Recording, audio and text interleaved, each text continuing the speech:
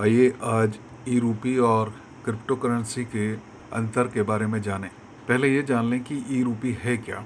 ई रूपी बेसिकली एक digital voucher है जो किसी भी बेनिफिशियरी को उसके मोबाइल फ़ोन पर एसएमएस या क्यूआर कोड की शक्ल में लोड किया जाता है। यह एक प्रीपेड वाउचर है और बेनिफिशियरी इसको किसी भी सेवा या वस्तु के बदले उपयोग कर सकता है। यहाँ ध्यान देने की बात है कि हमें ई रूपी को डिजिटल रूपी से कंफ्यूज नहीं करना है, जिसे कि सेंट्रल बैंक डिजिटल करेंसी या सीबीडीसी का नाम दिया गया है। जहाँ तक क्रिप्टो करेंसी की बात है, क्रिप्टो करेंसी एक डिजिटल करेंसी है जिसमें इसकी ट्रांजैक्शंस वेरीफाइड होती हैं और इनके रिकॉर्ड को एक डिसेंट्रलाइज्ड सिस्टम के द्वारा रखा जाता है, जिसे क्रिप्टोग्राफी कहते हैं, जो कि ब्लॉकचेन सिस्टम पर आधारित होती है। क्रिप्टो करेंसी में कोई भी केंद्रीकृत अथॉरिटी इनके इशू करने या इनको रेगुलेट करने के लिए नहीं होती है। आइए अब ई रूपी और क्रिप्टो करेंसी के कुछ अंतर जान लें। ई रूपी हालांकि डिजिटल करेंसी की तरह से ही प्रयोग किया जाता है, क्योंकि ये भी ट्रांजैक्शंस को फैसिलिटेट करता है, लेकिन ये डिजिटल करेंसी नहीं है। इसका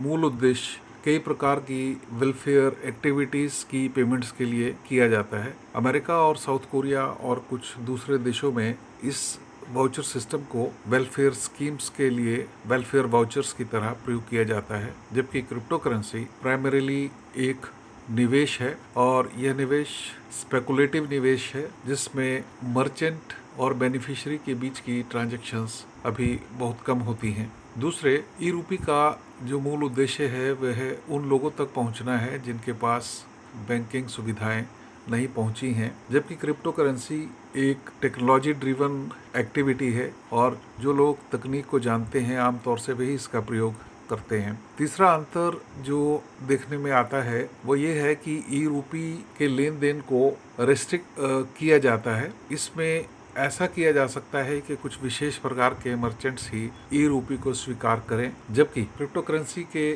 संबंध में इस तरह की कोई बंदिश नहीं होती है। कोई भी क्रिप्टो करेंसी खरीद और बेच सकता है और यह अक्रॉस द बॉर्डर्स होता है। कोई भी व्यक्ति दुनिया के किसी भी हिस्से से दुनिया में किसी भी दूसरे हिस्से पर क्रिप्टो करेंसी खरीद और बेच सकता है, क्योंकि ये एक टेक्नोलॉजी ड्रिवन करेंसी है। इसमें पांचवा अंतर ये है कि ई रूपी काफ़ी सेफ है, क्योंकि इसकी जो ट्रांजैक्शंस हैं वो इलेक्ट्रॉनिकली प्रोसेस की जाती हैं और जो इसका मूल्य है वो बेनिफिशरीज या मर्चेंट को एक रिकग्नाइज्ड सिस्टम के थ्रू ट्रांसफ़र किया जाता है। यह एक प्रीपेड बैलेंस है जो कि बेनिफिशरी के अकाउंट में डला हुआ होता है, जिसे वे प्रयोग कर सकता है।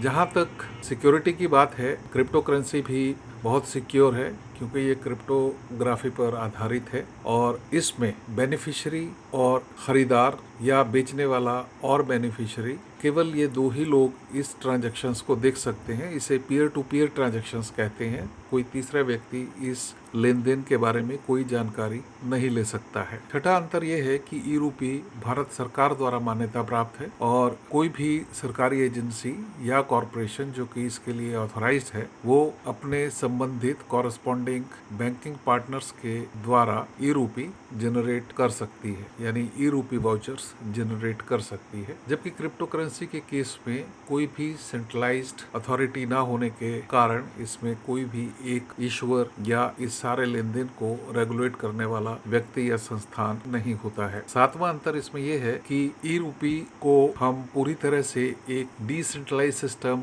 कुछ हद तक मान सकते हैं, क्योंकि जो ई वाउचर का इशू करने का प्रोसेस है वो डिसेंट्रलाइज है। ई वाउचर कई लोगों द्वारा उनसे संबंधित बैंकों के माध्यम से जारी किए जाते हैं, जबकि क्रिप्टो करेंसी पूरी तरह से एक डिसेंट्रलाइज्ड सिस्टम है और इसकी जो ट्रांजैक्शंस हैं वो कंप्यूटर सिस्टम्स पर दुनिया भर में रिकॉर्ड होती हैं और क्रिप्टो करेंसी यूनिट्स इशू करते हैं और उसको बर्न आउट भी करते हैं। आठवां अंतर यह है कि ई रूपी एक कन्वेंशनल बैंकिंग सिस्टम की तरह से काम करता है और यह सिस्टम एनपीसीआई यानी national payment corporation of India ने सरकार के कुछ एजेंसीज के साथ मिलकर उनके लिए तैयार किया है। जबकि ई रूपी एक ब्लॉकचेन आधारित सिस्टम है जिसमें डिजिटल डेटाबेसेस और लेजर्स को अलग अलग कंप्यूटर्स पर ब्लॉक्स के रूप में स्टोर किया जाता है और बाद में इन ब्लॉक्स को जोड़कर एक कॉम्प्रिहेंसिव इंफॉर्मेशन तैयार की जाती है। यानी अलग अलग ब्लॉक्स का अपने आप में तब तक कोई अर्थ नहीं है जब तक कि उनको एक चेन में सिस्टम रूपबद्ध नहीं कर देता है। नवा अंतर ये है कि